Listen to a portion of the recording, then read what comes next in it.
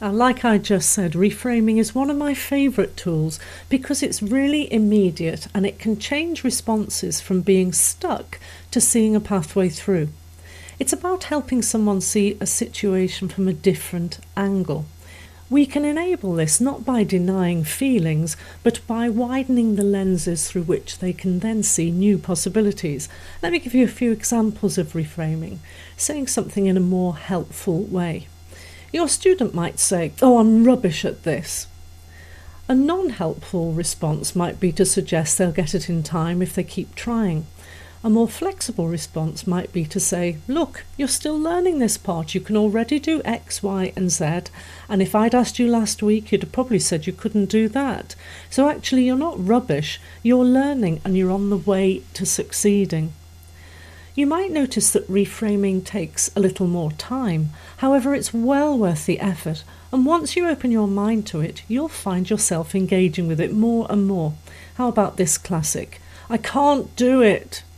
You can't do it yet. Let's find the next small step and see what tools you have available to help you find the answer. Reframing reduces threat and increases agency. It helps people move from fixed thinking to growth thinking. It feels positive and hopeful because it is. And when you engage with that language, you are modelling it and creating a new pathway for students who'll hear it unconsciously and be affected by it.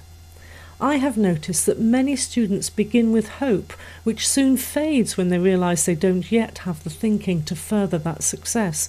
And then you'll hear those limiting voices in their head come to the fore. "I always get it wrong." You're noticing mistakes. That's how learning works. You might get lucky and find the answer randomly, but real learning is finding what doesn't work, getting rid of it until you're left with the thing that does. So actually, you're already well on that journey and you're noticing all the unhelpful outcomes, which is exactly what will progress you to the right answer. This shifts you into problem solving rather than negatively going around the same circles every time. This ties in with our next podcast around language patterns that can support learning. So come on over into the next podcast with me.